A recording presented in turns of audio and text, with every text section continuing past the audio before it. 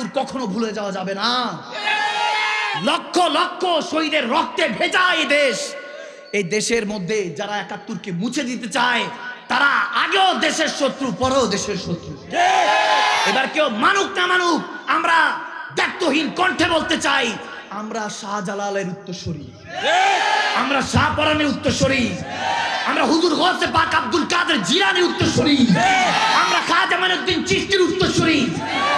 আজ যদি ইসলাম দেখতে চান আমাদেরকে নয়, আমাদের দিকে তাকাবেন না, খবরদার।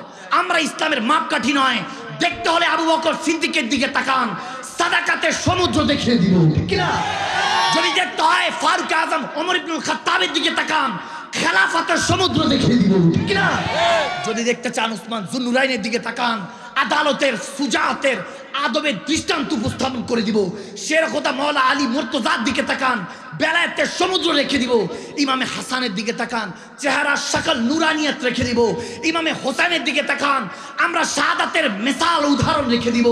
আরে বদর থেকে কারবালা পর্যন্ত 313 জন থেকে ওই কারবালার 72 পর্যন্ত এই রক্তমাখা জেসেম, এক একটা নবীর আওলাদ, নবীর সাহাবারা, বন্ধুরা ইসলামের জন্য রক্ত দিয়ে গোসল করে যে ইসলাম আমাদের কাছে উপহার দিয়েছে, সে আসমানি নবীর লাশ রাখার জন্য 2 হাত তোলো। এই জমিনের মধ্যে ওমরর সে উত্তরসূরি আমার নবী সিংহরা তোমরা আছো কি নাই বলো? আসমানি নবীর আসমানি লাশ রাখতে তোমরা আছো কি নাই? ইনশাআল্লাহ। নারায়ে তাকবীর, আল্লাহু আকবার, আল্লাহু আকবার।